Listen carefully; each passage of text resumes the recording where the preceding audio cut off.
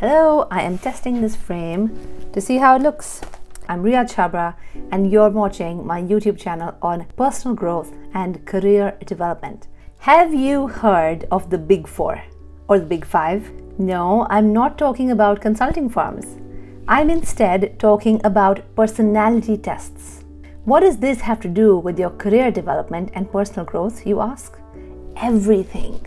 In this video, I want to talk to you about personality assessment tests and the role of self-awareness in your global career. Towards the end, I will share a detailed example of how strategy consultants at McKinsey and Company use one such personality test in their day-to-day life. And I will also be sharing a giveaway worth $150. Keep watching. I used to attend this satsang with my nani in Hardwar.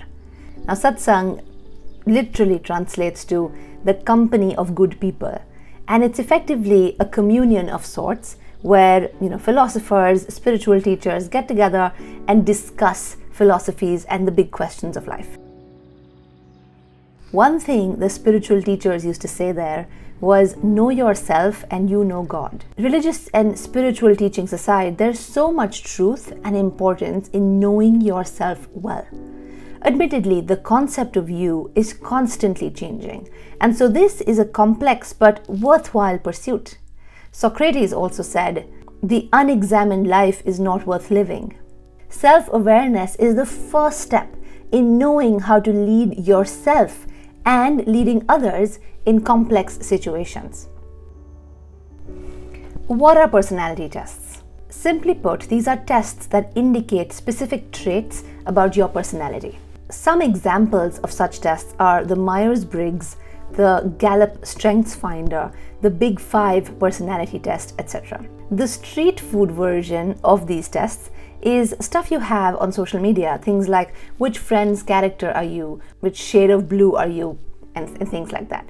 The concept of understanding ourselves is quite mysterious, alluring, and to be fair, indulges our vanity, and hence has captured the attention of so many people today. Broadly put, a personality test is a test or some kind of instrument that helps you identify personality traits of yourself along certain defined dimensions.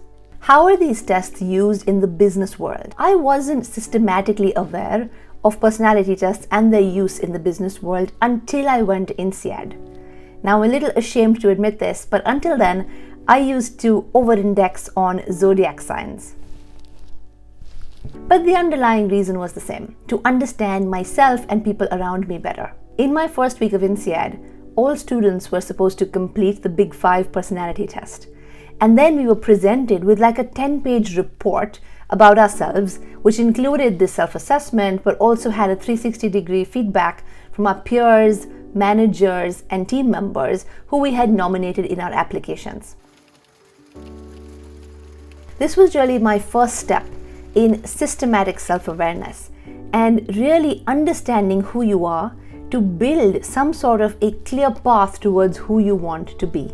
Until then, self-awareness had felt almost optional. No one in my education had until that point talked about it as something we need to be methodical about and use tools for to help. But suddenly it was part of the official conversation with my faculty, with my study group members and friends. Then I joined McKinsey.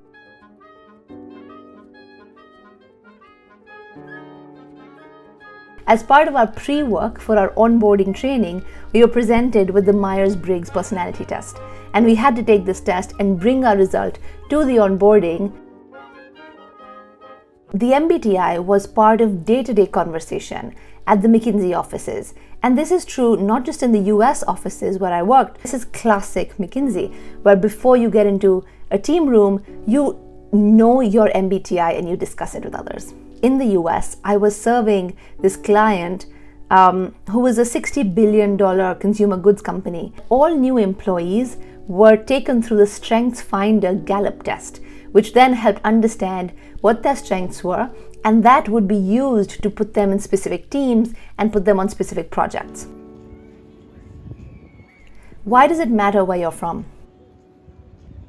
One thing I learned at INSEAD was this concept of global diversity and the fact that the world is much more interesting than I had previously imagined. There are individualistic cultures and collectivist cultures.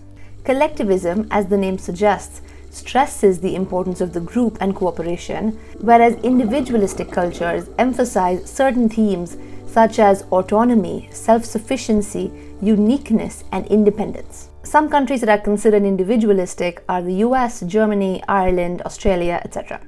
Being aware of this difference already helps you bridge the gap between yourself and your colleagues, or yourself and where you want to be if you're moving from one country to the other or one culture to the other. Now, what's important here is that individualistic cultures recognize this importance of uniqueness, the fact that every single person is different, and that difference should be recognized, appreciated, and celebrated. I personally think this bedrock of uniqueness is an excellent way to view the world.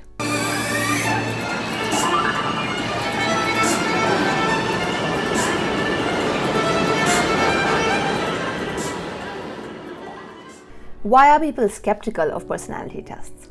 Now, I'll talk a little bit about what criticism these personality tests are usually met with, and I'll tell you my perspective on them.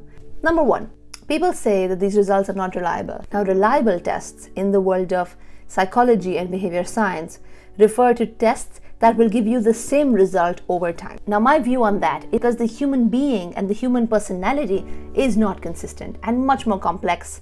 So, the fact that it changes over time or the results change over time, to me, is not a bug but a feature. Second, human beings are too complex and cannot be reduced to a few handful of dimensions. Well, to that, my view is, how do you go about a big data problem? The first thing you do, if I give you 7 billion data points, each with infinite number of dimensions, the first rule of big data analysis is dimensionality reduction, which is you would try to condense the data set into a few meaningful dimensions and go from there.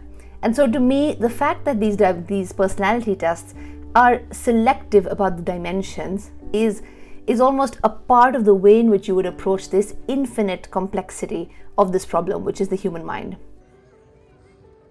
The third criticism is that these personality tests tend to stereotype human beings. And so this, I'd have to say, absolutely, that is true if they're not used well. So I almost think of these personality tests as a framework to have a constructive conversation. If the conversation is not constructive, they can easily slip into being stereotypical and actually not be helpful to team dynamics.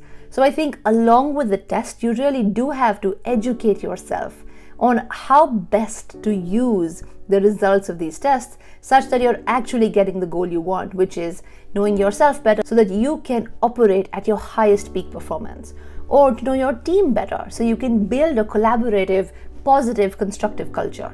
Now, here's an example of how McKinsey uses these personality tests in day-to-day working life. A little background about the MBTI, which is the Myers-Briggs test. There are 4 dimensions along which the MBTI aims to assess an individual. And each dimension is effectively binary.